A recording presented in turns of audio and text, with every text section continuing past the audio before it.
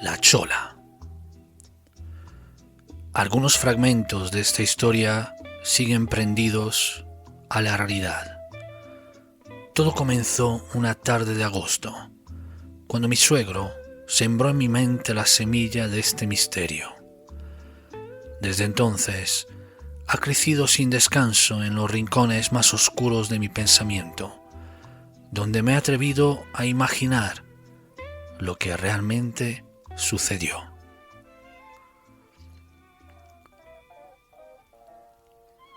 Jacinta, Perú, año 1978. Jacinta vivía en una casita de adobe, a las afueras de Supe, un pueblo donde el polvo y el salitre se metían hasta en los huesos. Desde chibola había aprendido a partirse el lomo y ahora, con apenas 16 años, seguía dejando el sudor en cada rincón de la casa donde trabajaba como chacha.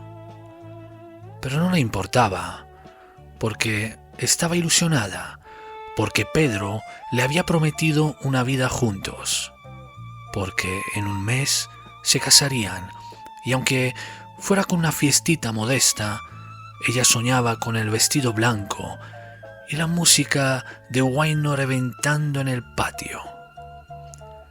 Desde que decidieron casarse, Jacinta se dobló en dos para ahorrar cada sol.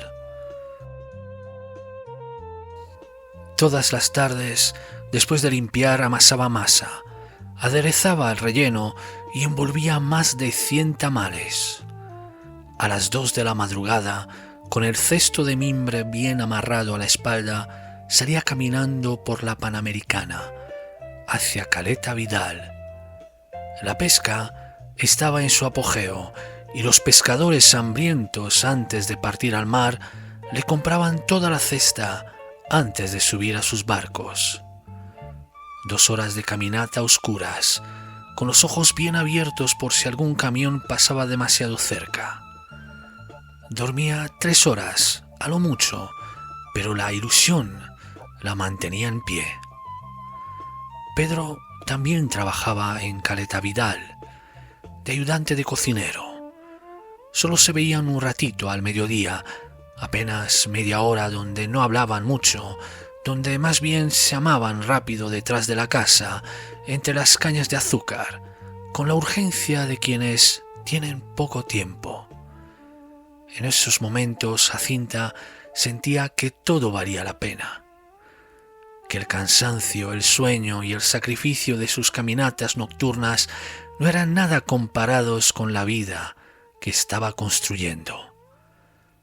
Pero últimamente había notado algo diferente en su cuerpo, una pesadez extraña, una somnolencia que la acompañaba a todas partes, y un vacío en el estómago que ni el más caliente y grande de los tamales podía llenar.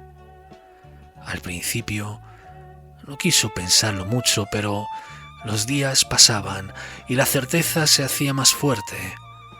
Tenía 2 meses de retraso. Sabía lo que significaba. Estaba encinta. Quería contárselo esa misma noche a su amado. Por eso, en vez de salir a las 2, decidió salir a las 11. Caminó más rápido que nunca, con el corazón bombeándole en el pecho como si fuera a reventar. Cuando llegó al restaurante, le rodeó para esperarle en el callejón. Fue entonces cuando los escuchó. Gemidos, ahogados, descarados. Se acercó con las manos frías, con el pecho apretado en una angustia ciega, y los vio. Pedro estaba allí, con otra mujer, revolcándose sobre un cartón sucio. Él abajo, ella encima, moviéndose con descaro. Pedro la vio, la miró directo a los ojos y sonrió. Una sonrisa canalla, burlona, como si le dijera: ¿Qué vas a hacer, pues? Pero no se detuvo, ni un solo segundo. Jacinta dejó caer el cesto de tamales. Su mundo se vino abajo sin saber cómo. Echó a correr, a ciegas, con la cara bañada en lágrimas, con la respiración entrecortada, con la sangre rugiéndole en los oídos. Corrió y corrió hasta llegar a la Panamericana, y siguió corriendo como si el diablo le soplara en la nuca, como un alma en pena, buscando refugio en la noche. No vio el camión, no escuchó la bocina, solo sintió el golpe brutal, un mazazo que la levantó por los aires y la estampó contra el pavimento. Dicen que su cuerpo rebotó como una muñeca rota antes de caer al río Supe, que los choferes que pasaron después vieron un reguero de sangre extendiéndose por la carretera, y como la tierra misma la estuviera absorbiendo con avidez. Pero su cadáver nunca apareció.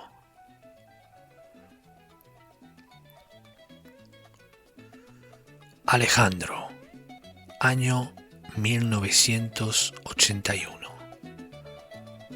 La pesca en Perú seguía en su apogeo. Alejandro, un taxista curtido en las noches de pistas, conocía bien el camino de Barranca a Caleta Vidal.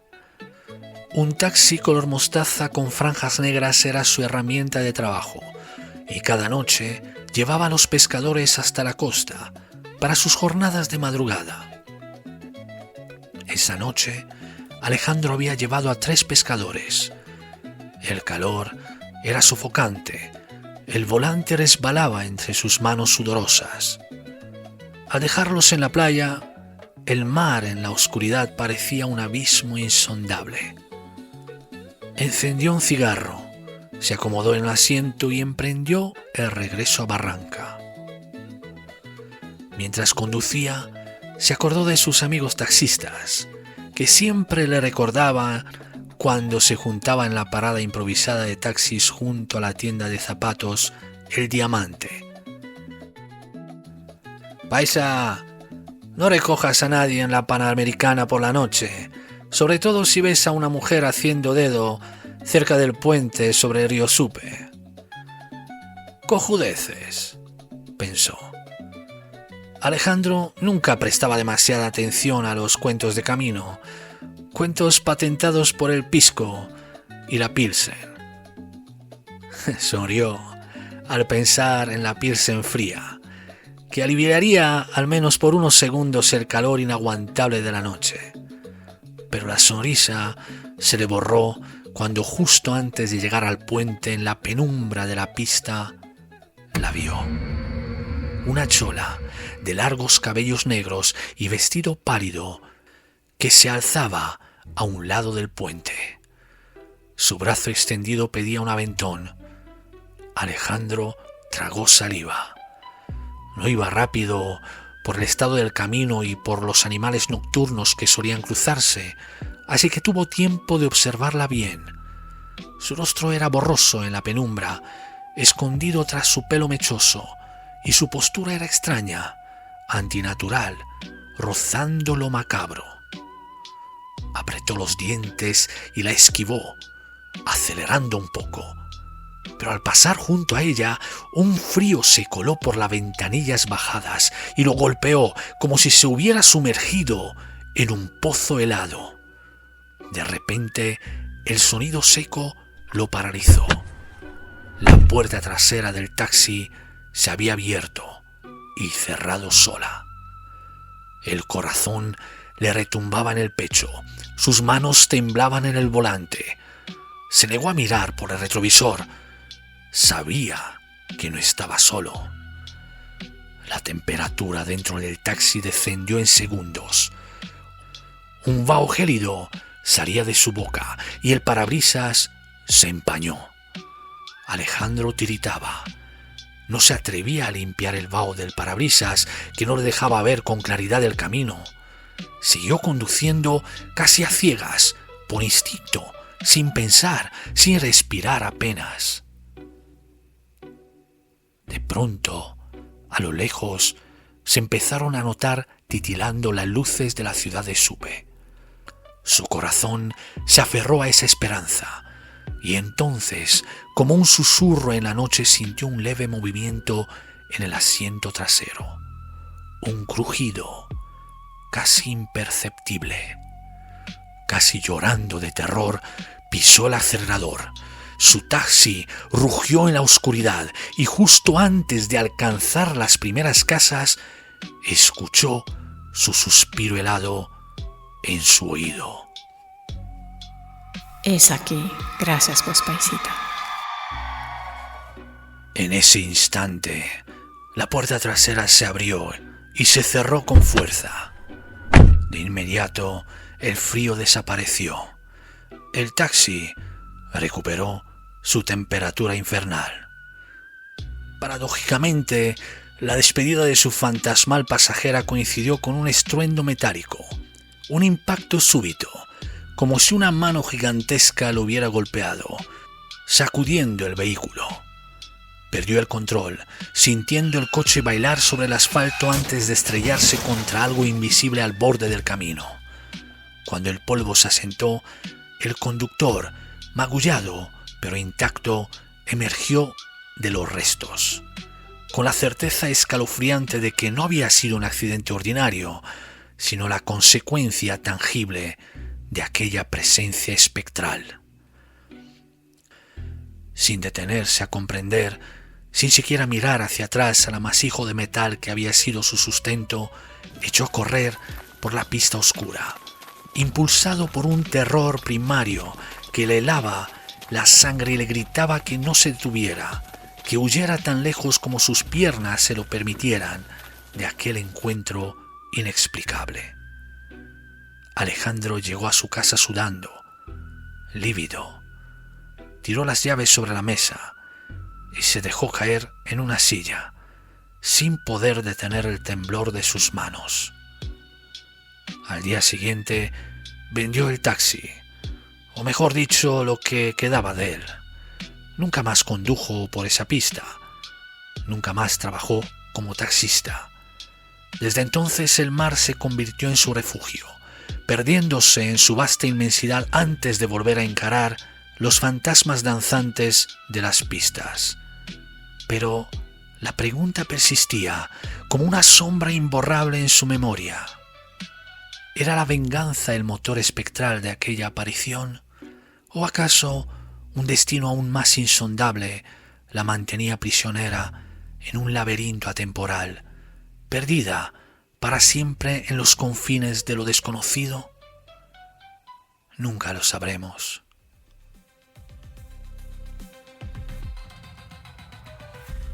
Si te gustan las historias que coagulan la sangre al escucharlas, suscríbete para no perderte ninguna de mis publicaciones y compártelas para que más personas disfruten de historias que sobrecogen el alma. Aquella escalofriante experiencia cambió la vida de Alejandro radicalmente. ¿Y tú? Dime, ¿qué harías si la chola se metiera en tu carro en el mismo lugar donde fue atropellada y sintiera su respiración en la nuca? Hasta la próxima, queridos insomnes.